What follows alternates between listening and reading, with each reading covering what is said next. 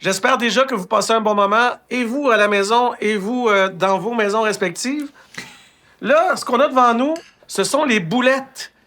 Je peux-tu dire les polpettes, Stéphano? Tu peux dire les polpettes. Les polpettes. C'est les polpettes de Stefano. Fait que je vous invite à plonger dans la polpette allègrement, tout le monde, pendant qu'on se parle. Hey, ils sont bonnes en ces boulettes-là, Steph. Je repars pour un autre.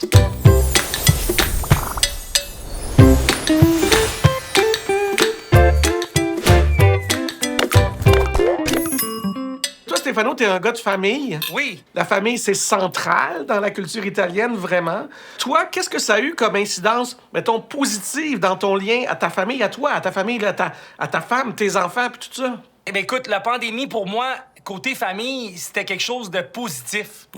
Parce que j'ai tout le temps eu un peu la misère à avoir l'équilibre entre mon travail puis mon temps avec ma famille.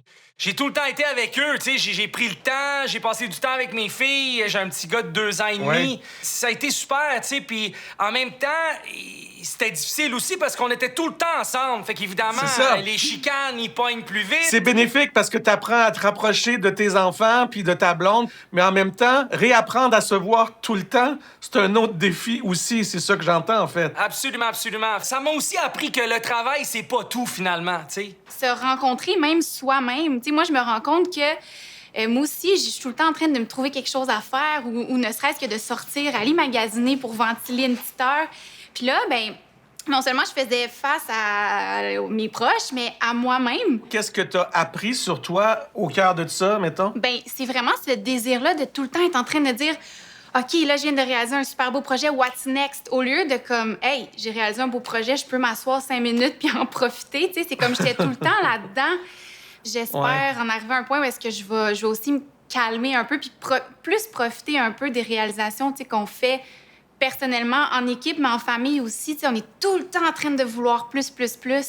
Fait que ça peut être épuisant. Est-ce que vous avez cette crainte-là, mettons, tout le monde, que quand ça va repartir, là, quand on va avoir un go puis une impression qu'on peut retrouver une vie normale, que tout ce dont on parle en ce moment, on va l'oublier à la vitesse grand V puis qu'on va repartir la pédale dans le fond? Ça se peut fort bien, hein? Ben, il y a tout le temps un danger. J'ai l'impression qu'on peut pas oublier ce qu'on a vécu, là. Je veux dire, ça va être marqué dans le temps, dans l'histoire, dans notre vie. Tu sais, c'est sûr que de se rappeler, finalement, que c'est la famille et les amis qui sont la chose la plus importante à la base, ben je pense que, en tout cas, pour moi, ça va m'avoir vraiment marqué. Est-ce que tu as des enfants, Oui, Geneviève? oui, j'ai un petit garçon de 4 ans. Oui. J'ai appris des choses sur mon garçon que j'aurais jamais eu la chance de découvrir, sa sensibilité, Ouais. sa curiosité, plein de traits chez lui. Donc, ça a été positif pour ça, je pense. Reprendre possession de ces moments où on est ensemble, puis on partage des moments de vie, ça a pris comme un arrêt forcé pour qu'on se rende compte à quel point c'est essentiel. Brigitte et moi, tu sais, on s'est dit, on a réalisé plein d'affaires. OK, ça fait 26 ans qu'on est ensemble. Puis j'ai dit, ça nous manque d'être plus ensemble. C'est bizarre à dire. On travaille ensemble, tout ça, mais là, on était vraiment unis dans la même maison 24 heures sur 24. Puis nous autres, on a réalisé que ça nous manquait de se voir plus encore, puis de se voir différemment. Puis maintenant, en ce moment, la deuxième vague, elle ne nous faisait pas peur, pantoute.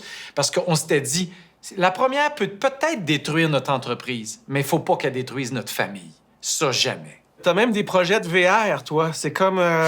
tu vas vivre dans un endroit encore plus... où la promiscuité va être encore plus grande avec ta blonde, quand même. Je vais t'avouer quelque chose, Christian. Avant la COVID, j'étais comme dans ma crise de la cinquantaine et c'est Brigitte qui a dit « Pourquoi on s'achèterait pas un petit VR, mais petit? » Comme les jeunes qui trippent là, van life, là, qui se promènent au Canada, aux États-Unis, à travers le monde, et on l'a fait. Tu sais, des fois, tu dis, on le fait-tu, on le fait-tu, on le fait. Puis on a eu peur parce qu'on n'a jamais fait de camping de notre vie. Je pars en Europe avec mon oreiller. Tu sais, je veux dire, écoute, qu'est-ce que je vais faire d'une van? Je suis content de voir Stéphano, Marie-Lou. En fait, tout le monde qui est ici ce soir, c'est du monde que j'aime dans la vraie vie, que j'apprécie le talent. Je veux dire, pendant la pandémie, j'ai appelé plusieurs fois, puis Brigitte, on appelait Stéphano, des fois pour se réconforter, pour se poser des questions. Ouais. Comment tu fais ça? Toi, tu fais quoi? Alors, je trouve que je suis privilégié d'être avec vous autres ce soir et puis d'avoir cette chance-là de pouvoir communiquer avec du monde que t'aimes. Je veux pas comparer, mais je trouve que dans le milieu, dans le domaine dans lequel on est en ce moment, ben je suis parce qu'avant j'étais en musique, tu sais. Mais on dirait que j'ai jamais senti une compétition ou un désir d'écraser l'autre pour se remonter, que je trouve encore des fois même déstabilisante. Tu sais, je me dis, OK, les gens sont vraiment gentils, puis on goûte des trucs, on est fiers de ce que les autres font, tu sais. Puis je trouve que c'est beau à voir. Je sais pas si c'est partout comme ça dans le monde, mais en tout cas au Québec, c'est le fun. Ricardo, si je vais te confronter à quelque chose que tu as déjà dit, ton objectif comme entrepreneur, c'était que les gens fassent la bouffe à la maison.